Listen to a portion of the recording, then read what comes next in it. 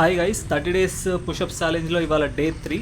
నేను day 3లో 100 push-ups 5 సెట్స్లో complete చేశాను. But there is a little improvement. First సెట్లో 30 కొట్టాను, సెకండ్ సెట్లో 26, థర్డ్ సెట్లో 20. అలాగా గ్రాడ్యువల్గా అయితే డిక్రీజ్ అవుతూ వస్తుంది. ఎందుకంటే ఫస్ట్ సెట్ కొట్టినంత కెపాసిటీతో సెకండ్ సెట్ థర్డ్ సెట్ రాదు. కానీ అందరూ అంటూ ఉంటారు, మనం ఫస్ట్ సెట్ 25 కొడితే సెకండ్ సెట్ 30 కొట్టాలి, థర్డ్ సెట్ 35 అలాగా ఇంక్రీజ్ చేస్తూ వెళ్ళాలంటారు.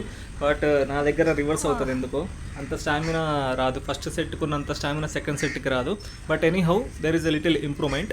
అండ్ నాకు తెలిసి నేనేమనుకుంటున్నా అంటే, ఫిఫ్త్ సెట్లో 10 పుషప్స్ కొట్టాను అంటే, ఒకవేళ నేను ఈ 10 కనుక కట్ ఆఫ్ చేశాను అనుకోండి, for example first set 32, second set instead of 26, 28 కొట్టాను అనుకోండి, థర్డ్ సెట్ 20 బదులు 22 అలాగా ఇంక్రీజ్ చేశాను అంటే, నాకు తెలిసి 4 సెట్స్లోనే 100 పుషప్స్ చేస్తాను.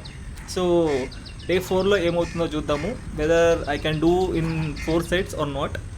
అండ్ ఇంకొకటి ఏంటిది అంటే, అసలు హోమ్ వర్కౌట్ చేస్తే బాడీ బిల్డ్ అవుతుందా లేదా, లేకుంటే మనము జిమ్కి వెళ్తేనే బాడీ బిల్డ్ అవుతుందా అనేది కూడా చాలా క్వశ్చన్ మార్క్స్ ఉంటాయి.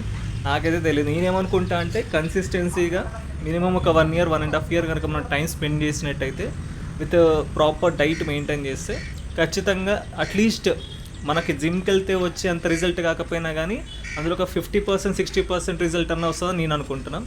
ఎందుకంటే ఇప్పుడు జిమ్లో, ఇప్పుడు ఫర్ ఎగ్జాంపుల్ వాళ్ళు ఏం చేస్తారంటే, ఇవాళ 20 kgs వెయిట్ లిఫ్ట్ చేశారనుకోండి, 12 reps కొడతారు.